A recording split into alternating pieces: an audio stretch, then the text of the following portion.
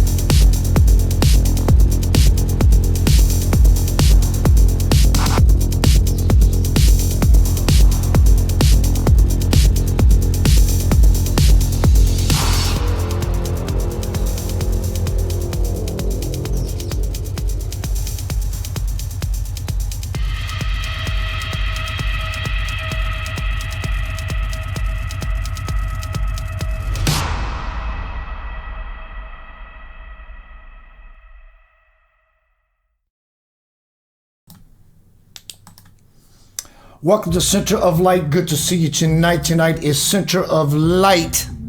Harvest. Harvest. It's time we reap what we have sown, what we have grown. Let me do a couple of things real quick. Still learning, still learning. Thank you very much, everyone. Boom. There we go. Tonight is Center of Light. Harvest. Easter. Resurrection, Passover, mostly about resurrection, but we're going to include some of the other beautiful elements for this time of year. Also later, I'm going to shift seasons on you. We're going to go back to Christmas. However, it all has to do with baby Jesus. Dear Lord, good to see everybody. Let me check a few things. Woo! Technology, I love it. It's a druggie for me. Hello, Dana Trotta. Blessings.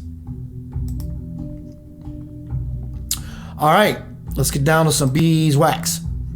Tonight is Center of Light Foundation. Harvest. Easter. Resurrection. Passover. What do they have in common? They have you in common. Power. Information is power. Information. Being in a formation with information doubles the hand, doubles the bet. Bet that. Creates breakthroughs in our lives. We're able to consciously reconnect again to love the source itself.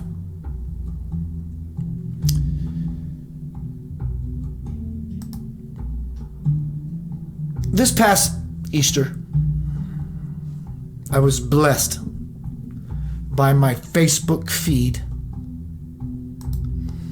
and everyone feeding me dearly.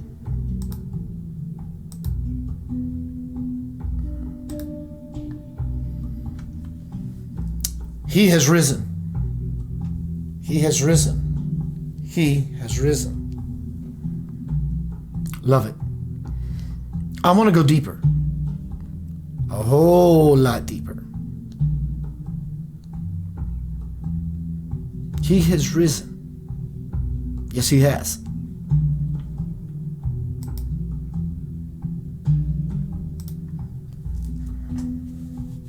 Who is he? That would be Jesus, Yeshua. Christ has not risen. Christ always has been, is, and forever will be lofted. So, if Jesus rose, he rose to something. What is the something he rose to? He rose to the occasion of becoming the fully illumined Christ consciousness. Because if he was already Christ, there'd be no need to rise, resurrect, Easter, fertility, a new birth, reborn. So Jesus rose. He has arisen. Christ has not arisen. It's always lofty into the spiritual altitudes. When I was in Houma, Louisiana, visiting my father,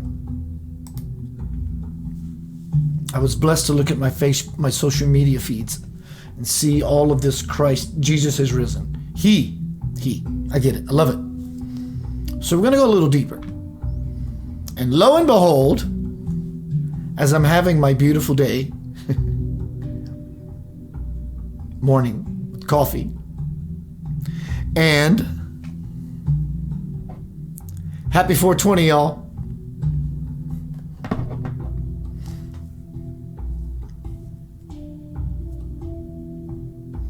Someone throws a Houma Courier newspaper on the table.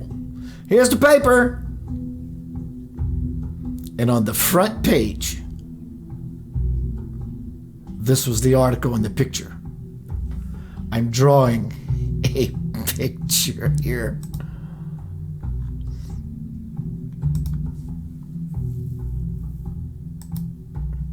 Here's the article. I'm not making fun, but I am absolutely, unequivocally, definitely bringing to light. That's my intention. As I always mention, we're going to go deeper into Easter, resurrection, and Passover, and they all have in common you. So the newspaper is now on the kitchen table, and I began to read it. This is where the Council of Nicaea, the late 300s, hello, look it up, an event that took place where things were manipulated. Lovingly, unlovingly, language has been transformed, transfixed, transmuted, been tossed all around like a salad. Well, if we want to truly eat the divine diet and put some grace and honey on our palate, we have to see correctly. There's a lot of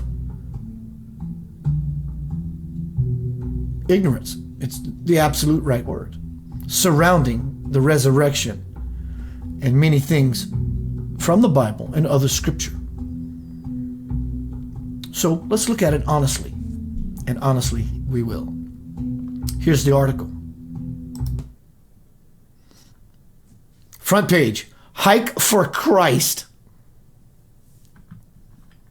Hike for Christ. Christ does not need to be hiked for. Christ consciousness doesn't need our help. It's so arrogant. In fact, it's the other way around. We need to hike up Mount Sinai ourselves. Yes, I know this was Moses, but it is applicable as we make our exodus out of hell into a heavenly world Christ does not need to be hyped for. Jesus did his job 2,000 plus years ago. Guess whose turn it is? Yours and mine.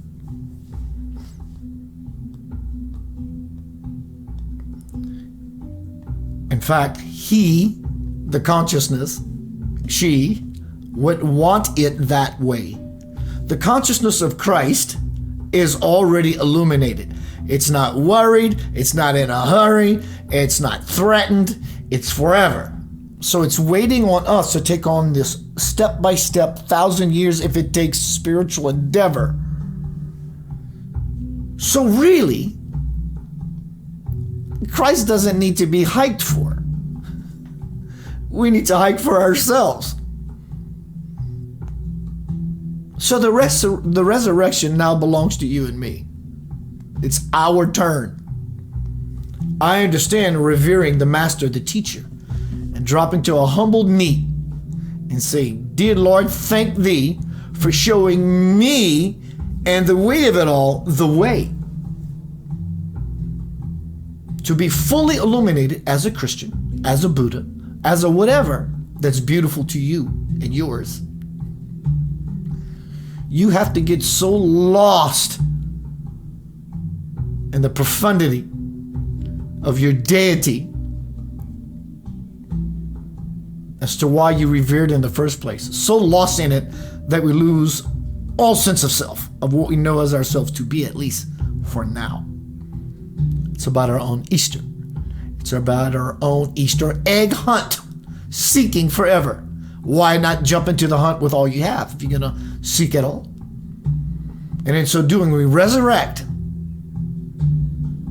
And then we find ourselves standing strong and tall. And we pass over the obstacles, the speed bumps of it all.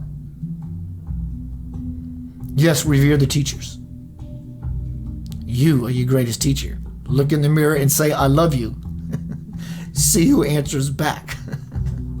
Tonight is Center of Light Harvest. We have worked for eons of time, hard, diligent, earnestly, lovingly, carefully. We've become beautiful messes in lots of scenarios. Easter equals fertility, a new rebirth. Resurrection, rise up, stand up, wake up. Passover equals pass over the obstacles in life, the speed bumps, as I mentioned, the issues that have always slowed you down. Take this time to liberate yourself. Heaven is here. Now, it's everywhere all the time. But the window, the gate, our minds and hearts are opening. And spirit and the divine and the grand scheme, they are opening, if there's such a word, but it makes the point, that we go on that Easter egg hunt. On a humbled knee, we revere the teacher. And then the teacher says, "Stand up. You are my brother or my sister. You will do the works that I have, if not more." And we resurrect. And then we pass over the threshold of nonsense into everything that makes sense to anything at all. This is what the resurrection is about. It's always been about you, me, we, always. Jesus was the first. Well, there were many others. Horus. Metaphorically, metaphysically, it's all the same. As above, so below, on forever it will go. But let's just use Jesus in this example. He has risen. He rose to the level of Christ. Because if he was already Christ here on the earth, there would be no need to rise anywhere. But they're speaking about he rose out of the cycle of death. Well, the fact that there would be death would imply that I'm here and I have died. And he rose through the illusion of it all. to the level of Christ, which is the reality of it all. I'm going to go into something I was going to read it for you, but I remembered in the movie, "And the Meek Shall Inherit the Earth," there's a video segment about the life of Christ, and I use excerpts from Homecoming, Crossing the Bridge to the Soul as the voiceover underneath the life of Jesus. His life converting from messenger to the Son, resurrection, and how it's time to put it aside.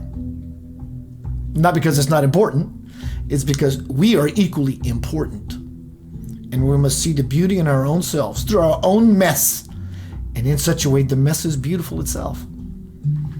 And so I did mention I'm going to go into another theme entirely. After the Jesus segment, it's going to be Christmas again, y'all. Christmas. Christ Mass consciousness. This is quite a few years ago. I'm going to go into a vesseling. I actually just started off talking and sharing like I'm doing now, and something descended. I ascended. I have risen. We all rise. We're all going to rise together when we fall into this vesseling that I do. Thank you for being here. Thank you for your support. I'm sending you oodles and oodles and oodles of absolute love, infinite light on this Center of Light Foundation night. He has risen. Who is he? Who is she? Look in the mirror, and you will see that Christ dwells in you. Or you couldn't see it all. It requires the Christ principle to be able to see. That's why the Christ does not rise. The Christ is eternal. It's this level of spiritual consciousness. Look up the word Christos. This existed before the birth of Jesus even. It's Greek. It means the anointed. So let's get one pointed, focused into some baby Jesus. See you shortly. This is going to be about 20 minutes. Enjoy. Really beautiful segment. I'll see you shortly. Blessings. Christ Jesus was a prime example of supreme living during his time upon earth. By living a life of righteousness and peace, he was able to make a powerful impact and a profound difference. Some 2,000 years later, his life is still the standard. He is still the truth, the hope, the light, and the way. His teachings have inspired countless millions to live a pure and love-filled life, thus creating the energy needed for the whole world to shift. Jesus searched for God his entire early life, walking the land believing he was only a messenger. But as an adult, when he visited the Himalayan monasteries, he learned from the masters who lived there to seek God within himself. And he came to the realization that the external world was only a kaleidoscopic picture interpreted by his own mind. His pilgrimage was a great success in that it helped him to realize that he was no longer just a messenger of God, but was now the Son of God. When Jesus stood upon the hill and spoke to the multitude, the young teacher offered great wisdom, but few believed his words. In fact, many shouted, "Are you the Messiah? If you are truly the Messiah, then perform a miracle for us." Because of their doubt and fear, people did not realize that the miracle was already there in the form of Jesus. He was there to inform them about their own freedom, their divine nature, and the fact that, indeed, they were no different from him. Can you see how so many missed their window of opportunity to reach spiritual liberation because they doubted that he was the Christ? Jesus appeared to be an ordinary man like everyone else, but soon enough, no one could deny his extraordinary presence. Once people believed that he was who he said he was, why didn't they follow him then? Because soldiers, using brute force if necessary, were regularly deployed to bring to a halt all the rabble-rousing that seemed to happen wherever he went. But despite all adversity, Jesus pushed on to the very end. When that day came, Jesus accepted his death freely, thus showing those around him how such an event is not the end of life, but only a transition to another level of being, the infinite and immortal change of the Atma, the spirit. For dust thou art, and unto dust shalt thou return. Genesis 3:19. In the centuries since Jesus' ascension, most have focused on his death instead of his life and his afterlife. People still seek him on the cross, but he is no longer there. As long as people continue to be bound to that image, they cannot begin to understand the crucifixion metaphor. Now, if you want to be a true follower of Christ, you must take Jesus down from that old rugged cross and move on with your life. Do you not understand that the Lamb was sacrificed then for your liberation now? Let me ask you a question. Does the fact that most in his time doubted that he was the Christed one detract from the truth about the one called Jesus? There are many who already accept this 2,000-year-old truth, but know that the cycle of doubt versus truth is happening yet again. Yes, there are many who have inherited the heirloom of doubt from those who questioned Jesus on the hill. Their misgivings echo now as they did then. If you New Agers think you are messiahs with your I am God view, then perform a miracle for us, they say. I ask you, do you want to be one of those in Jesus' time regarded by future generations as one of history's doubters? Your answers matter not, for no amount of doubt can take away the validity of the messiahship appearing now to enlighten you about your freedom, power, and oneness with God.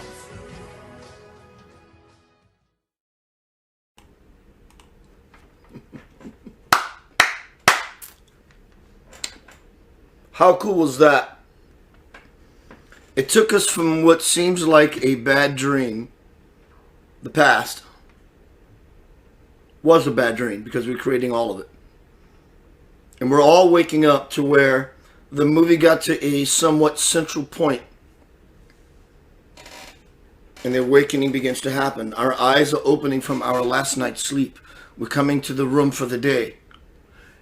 Kind of thing is what's happening.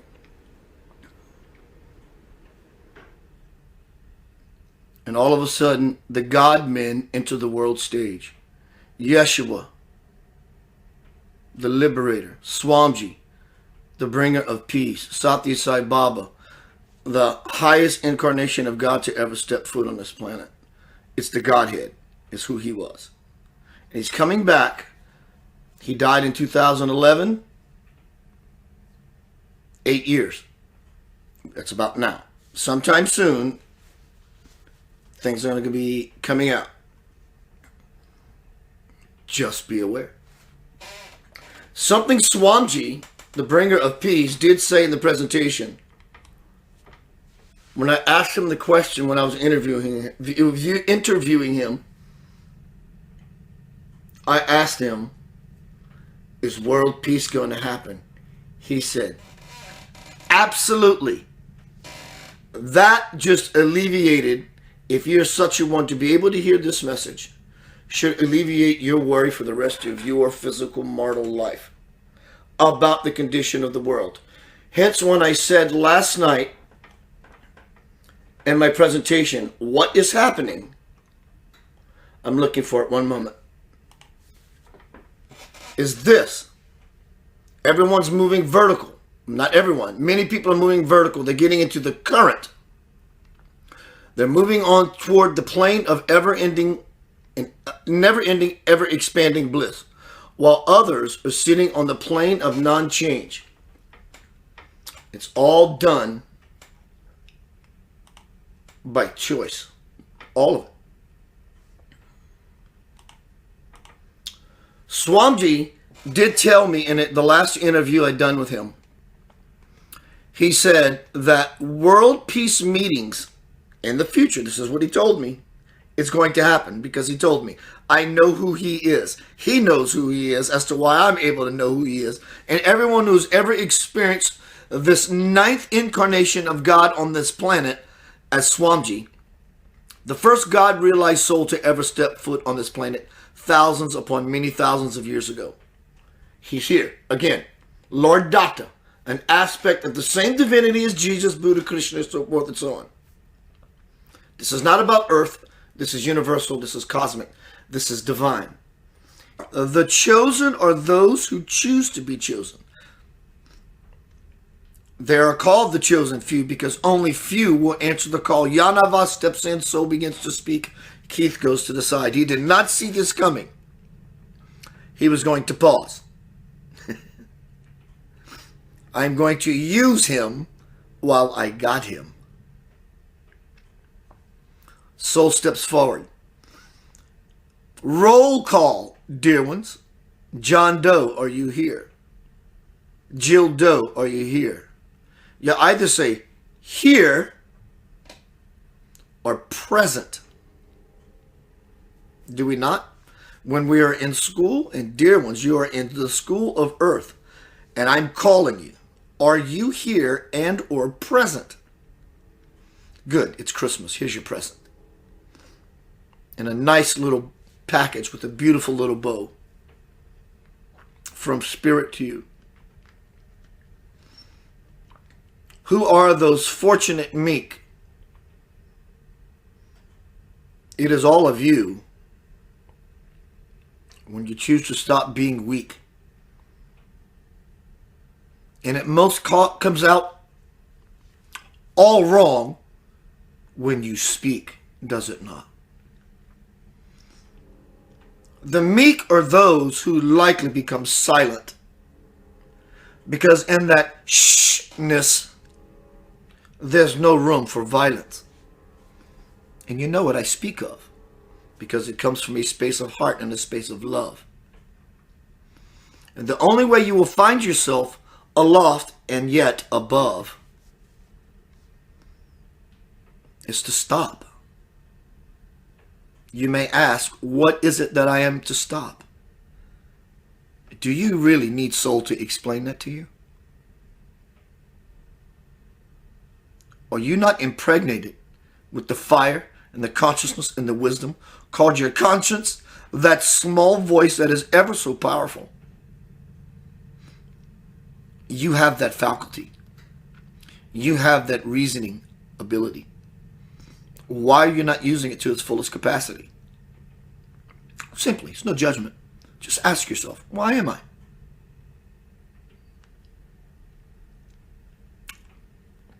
And it resounds within you. The answer just simply steps to the fore. See how easy that was? It's not a chore. It's simply a choice. And when you choose the highest choice, then you gain a voice as the vessel before you. And as many of you in here are now understanding and integrating yourselves, congratulate yourself. It's very well deserved. In the movie, soul is not going to say that you saw. In the movie that you experienced on levels you cannot possibly even understand in this moment. Nonetheless, you did take it all in. Take it all in with the eyes, with the ears, with the feeling base, with the capacity and the fullness of who you are. That great and amazing self that you call me. Yanava, the soul, is who you are. Sounded egoistic, didn't it? That's your folly, not Spirit's.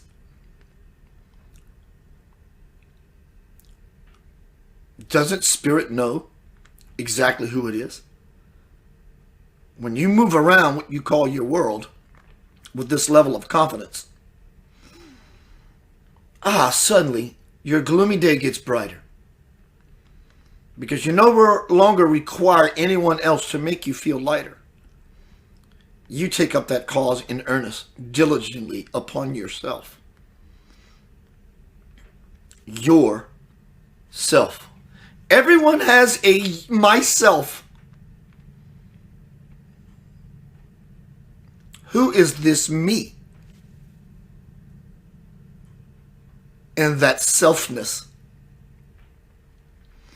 The words that surround self, there are many different variations or compounds. Selfish, self-full, self-doubt, self-realization, self-love, self-pity, with all of these different variations, shouldn't have gone plural from self one. After that, it should have been called selves. It's still the same self. The myriad forms of the same self that you choose differently as you divide and shatter what you call the wholeness. And the few ideas that you play with that follows self dash whatever word you insert and or choose, most importantly.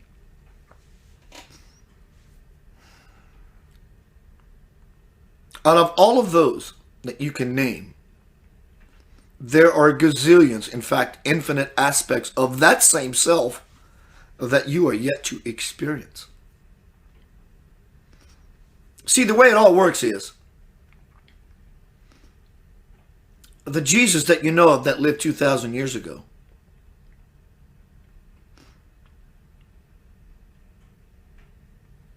you just hadn't experienced it yet. Your consciousness has not yet went into the body and the proximity of the one that you know as Jesus. And when you do, you will become illumined. Everyone has their turn to be Jesus. Everyone has their turn to be Keith. Everyone has their turn to be you. Infinitely over and over and over and over and over and over and over and over and over. The game is played. The groundwork has already been laid. Did you make your bed this morning?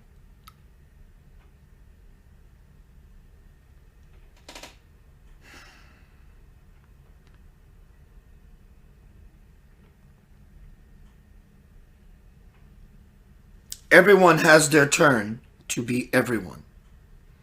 And until then, nothing happens. In the form of your ultimate expansion into everything. For how else can it come about? How can you be the everything if you don't comprehend the everything? It takes a very long time. That which you call time because you're the one living in space. Time is the overlord of infinity. Paradoxically, wrap your heart around that. Time is the overlord in the observer of the time that does not exist.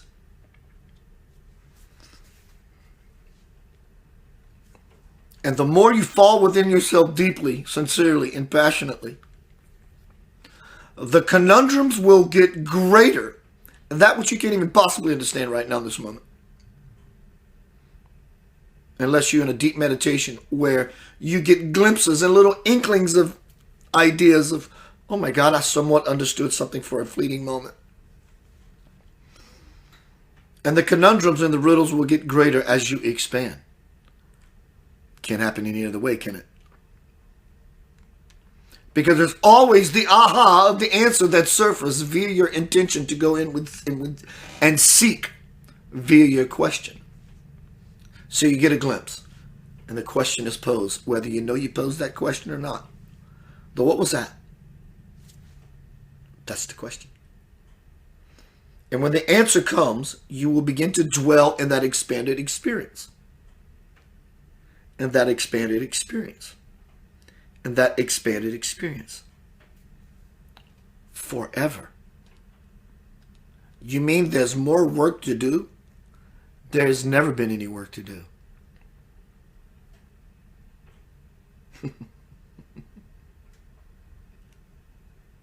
Never. Your only endeavor is to want deeper, greater, expanded degrees of bliss. And when I use the word want, I don't mean this as a haunt you, with the negative affirmation implying that I'm lacking something as to why I want. The Lord is my shepherd, I shall not want. This is not what the word want means in this scenario. I yearn. I'm hungry. I want this. I deserve it. It belongs to me, and I don't see it right now. And I'm dropping myself into an intentional space of saying, I am worthy. Where is it? That's it. Over and over and over. Over and under, in and out, around and all about. Without a doubt. Now, no matter how much you are quiet, shh, or how much you shout, you will have a smile on your face, or either you will pout. The great divide is happening. The energies are separating. That is going to be your experience for quite a long time until you shift in a much larger way. But for now, it is purposeful for you to understand this as a division. But never lose the vision that things are holy and perfect in their dividing. It's just part of the dance, loved one. Simply, it's just part of the dance. Give yourself a chance to catch this 26,000-year-old window that is open. Yanava, because I am you, you are me, and together we are hoping that your consciousness may be released from your mind, not from your body, but from the opinions of the mind. And when you do, dear one, there you will find everything that you have been looking for. And it's nothing at all.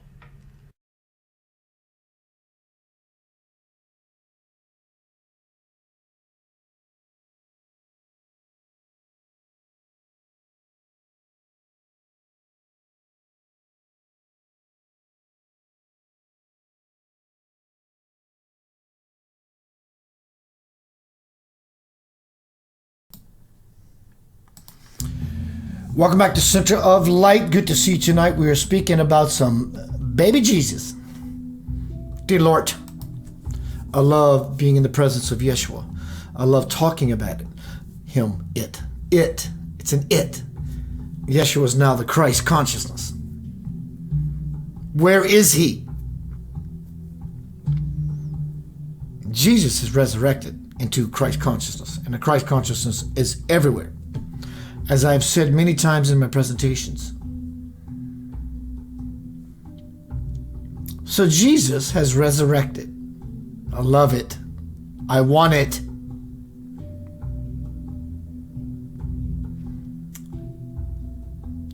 To where? Where did he resurrect to? Well, we discussed, honestly, looked at Christ consciousness. But what is that? Where is it? Now what? Do we think that when we pass, we're going to be there with Jesus? Can be. Buddha? Can be. Your deceased loved ones? Can be. All of that in turn. But let's speak about the Jesus aspect of it for now. So we resurrect through death. Our death. Ironically, death is the greatest expression of life itself, birthed back into the divine. So Jesus is there to greet us, and we're sitting on a park bench, and he's got his arm around you, and he goes, you did good in this life. I'm proud of you. And it's a nice breezy day, and there's some pigeons everywhere. Ooh, ooh. And lions are lying lions are lying with the lambs, and everybody's getting along. And we do this for 4 hours, or for however long. Simple question. Now what? What happens beyond this idea, death, dying, grief, loss, Passover, Easter, the resurrection, Passover? We understand these simple, beautiful teachings and principles of the teacher, who is the divine principle itself. Seriously, I am asking the most important, powerful question for our next level to happen, begin, start, ensue, which is, now what? There's always a now what. In every infinite moment, the way the universe expands through all of this, all of it in creation, is the sentient consciousness of asking, now what? I am in the garden of eternal forever. I know this is the human mind's way of understanding, but even in the divine mind, maybe a little more lighter and airy-fairy, but the question is always posed. Now what? Everything's beautiful. Everything is ecstasy. Everything is divine bliss. Can we get more beautiful, more ecstatic, and more blissful? And through everything in the creation, God begins to play divine Leela sport. Plays a game has been ensued. Chick dude, we all say, I want to go to a planetary system, onto a planet, and exist to play out this game. I want to play too, y'all. Don't leave me out. Can I go? Sure, you can go. And we've been doing this forever. We're going to harvest, which we are now. We're going to Easter. Seeds, eggs have been planted. Happy Easter. The Easter bunny's there. His little tail is popping and wagging. And then as we take in these spiritual nuggets, we'll begin to resurrect. We'll begin to die unto ourselves. Jesus, that's beautiful. But what we think is ourself. Then we begin to pass over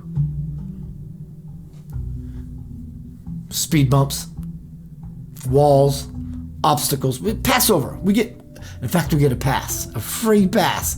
What's the word I'm looking for? It'll come to me. I'm going to sit here for a second, see if I can get it. We become pardoned. When we release the hardness of our heart, that's where we start. That's the Easter. That's when we begin to resurrect, and that's when we begin to pass over the nonsense. You see, so what do these all have in common?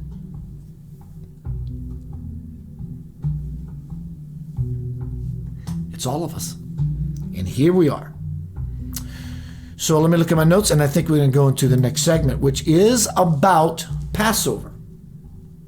In the video you just seen, I played just a bit ago, with Jesus and then me going into vessel. But the Jesus segment, what was revealed was Easter and resurrection. From homecoming, crossing the bridge to the soul, as the voiceover for that segment was, when that day came, Jesus accepted his death freely, thus showing those around him how such an event is not the end of life, but only a transition to another level of being, the infinite and the immortal change of the Atma, the spirit. For dust thou art, and unto dust thou shalt return. Genesis 3:19. Now we're moving into the segment or the video or the audio bite I'm going to play for you on Passover. But also from that video segment I played in the Jesus segment, the voiceover from homecoming, crossing the bridge to the soul. In the centuries since Jesus' ascension, your ascension, Jesus' ascension, most have focused on his death instead of his life and his afterlife. People still seek him on the cross, but he is no longer there. As long as people continue to be bound to that image, they cannot begin to understand the crucifixion metaphor. This is your Easter, resurrection, and Passover. It's your exodus out of hell and to a unified, beautiful, heavenly earth with all brethren and sistren. It's about unity. If you want to be a true follower of Christ, you must take Jesus down from that old rugged cross and move on with your life. Do you not understand that the Lamb was sacrificed then for your liberation now? Jesus did his work for the purpose of showing all of us how to do our own work so we can become the Christ, the Christians, the Buddha, the Buddhas, and all the deities with them. As it said in the opening of this presentation, during my vesseling spirit, and again, I say, it's our turn. These deities, Ananda Mahima, Saima, Satya Sai Baba, Swamji, they have done their work through incarnation after incarnation, and the Spirit of God is turned within these beings who were so willing to dive into the fire and die unto themselves. For them, every moment, one eternal, expanded, infinite moment was Easter, was them dying unto themselves so they can resurrect, the phoenix could rise, so that Christ could be born, so the Buddha can become self-realized. It's our turn. It's not Jesus. It's about you, me, and we. Jesus had his cameo. Jesus did his sacred dance 2,000 plus years ago. It's now about our exodus out of bondage from the slave race who was trying to take over and invade this world. I am moving out of my self-induced bondage. Still got a ways to go, but it can happen in a holy instant. What is the Passover? The Holy Spirit descended upon Egypt. The lamb's blood of Christ, all that it includes, and sacrificial rite, which is whatever it takes. Are you a whatever it taker? This is what it takes for all of us to truly meet our Maker. It's a sacrifice. Give up, to die to the truth, to get rid of the nonsense. Passover. Exodus out of Egypt. Exodus out of hell on earth into a heavenly existence. Passover. Check them out. Hey, Matt. Worst Christian ever, and I want to talk a little bit about the Passover, which is a Jewish religious festival that has existed for over 3,000 years. Let that sink in for a minute. We have to understand that when Mary and Joseph and Jesus were going to Jerusalem when Jesus was a little boy to celebrate the Passover, this was a tradition that had already been established for 12 or maybe 1,400 years. There were all kinds of expectations and rituals and rites and pomp and excitement that would have gone with this thing, but it traces its roots back to the time when the Israelites were slaves in Egypt. And if you remember the story back in Exodus, you got Moses, and God is working through Moses to do these weird, miraculous things to freak out the Egyptian people and to convince Pharaoh, the leader of the Egyptians, to let the Israelite people leave. And so all these plagues have happened, like hail and frogs raining from the sky, rivers turning to blood, and just, crazy stuff. And now 9 of those have happened, and the Pharaoh still is not going to let the Israelites leave. And so this horrible 10th plague occurs. And this is the plague where a whole bunch of firstborn sons throughout Egypt die. So God makes this deal with the Israelites, and I'm not God, I don't get the deal, but he says if you take a lamb and you kill it and you take its blood and you paint above the door of your house and on either side of the door of your house, then when this horrible plague rolls through, your firstborn won't be affected. God will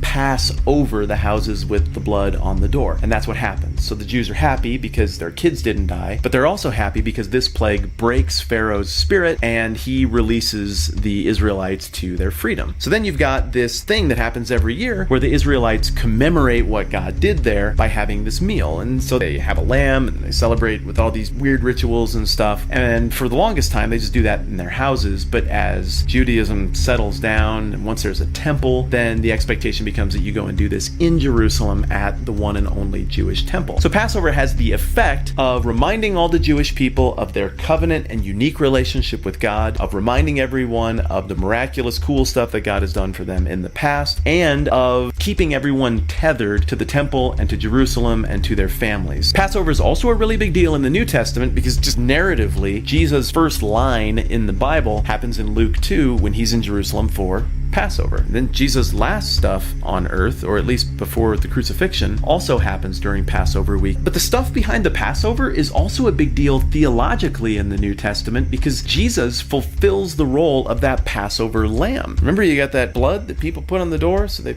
take the blood of the lamb and they put it up on top of the door, and because of gravity, that blood's going to drip down to the bottom of the door, and they put it on either side of the door, and so you got this blood of the lamb that's in the shape of a cross on doors, and as a result, it causes God's judgment to pass over people on whom otherwise his judgment would rest. Are you picking up what they're laying down here with this Bible thing? Because it's pretty thick, and I think it's pretty intentional. In fact, John the Baptist, when he first meets Jesus, says, look, there's the Lamb of God who takes away the sins of the world. And at one point, Paul even says that Christ is our Passover. So, long story short, the Passover to Jewish people is a celebration of the covenant God has made with them as God's chosen people. And for Christians, the Passover is a big deal because it paints a picture of Jesus as the sacrificial Passover lamb, sacrificed for the sins of all humankind, so that instead of God's judgment coming down on us, God's judgment passes over us.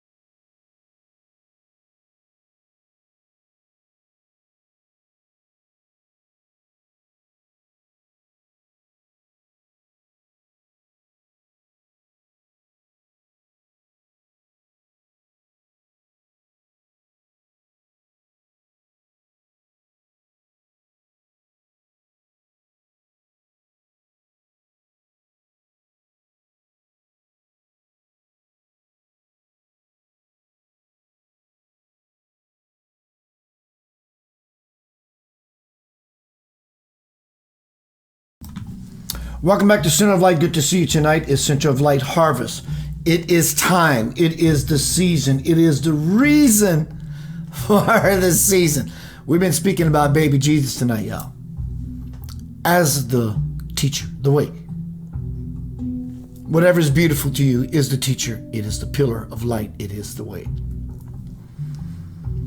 I noticed, wasn't a setup, I noticed, and the gentleman who just shared about the Passover for Christians as well as the Jewish. He talked about the Exodus, God's wonky, weird ways of working through Moses, the avatar, Moshe, at the time, to perform all these supernatural feats. But in that time, there were 7, I believe, plagues. Do plagues happen during time of planetary cleansing, racial cleansing, world human cleansing? I'm asking a question. In the Egyptian time, rule, control, present day, rule, control, plagues actually today. 1, 2, Omicron, this one, that one, Delta, all that. Plagues. Do plagues happen during the time of planetary cleansing? Huh? Are we not here and yet this is happening again? Does this mean, powerful, important question, not to desecrate or trivialize the loss of any loved one? Definitely not. Does this mean that those who died are removed because of karma? Sounds brutal, but it's not. It's the truth. Everyone is removed every day, all the time, forever because of karma. Why in this bunch, in this batch? Don't know. I'm asking questions. They're removed. We are removed from equations and situations. I know it sounds like blasphemy, but forever, until one chooses, they will wrestle with this conundrum. They might not actively wrestle with this conundrum, like, I'm going into meditation and I don't know what to do with this idea that Keith or whoever posed to me. Doesn't necessarily have to be that way. On some level, you are asking questions because you demand, deserve, want, turn, burn, churn, yearn for answers. There is no answer. That's the point. That's the cancer. There is no answer. None. Zilch. Nit. Not. There is no answer to anything. You are the answer to everything. So what question are you posing?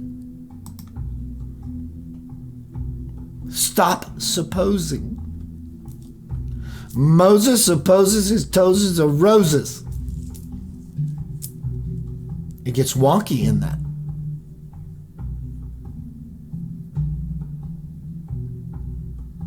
What are you looking for? I have things. I like things. I love things. Beyond things, what are you looking for? We're all looking for self-fulfillment. Every being in the universe who is not fully illumined is looking for self-fulfillment. Those beings who are self-fulfilled are not looking for anything because there's nothing to find. And no matter where you look, all you will find is your mind if you look for anything at all. Everything is within you. Resurrect. It's Easter. Pass over the nonsense that we all have been indoctrinated, bought into. Stop buying anything. It's free. It's free will. Choose. Still, make yourself happy for no reason. There is no path to happiness. Happiness is the path. Harvest. Take what's yours. Give what's theirs. It's Easter. Share, care. Resurrect. Rise up. Stand up. Wake up. Open up. Pass over your past. Cross over. Cross over, children. All are welcome. All are welcome into the light. Get out of your poltergeist nature, your demons. Stop fighting. And when you find yourself fighting, give yourself a massage and forgive yourself. In the mirage, the illusion, the contusion, the bruision, the abrasion, rise to the occasion. It is your resurrection. Peace, love, and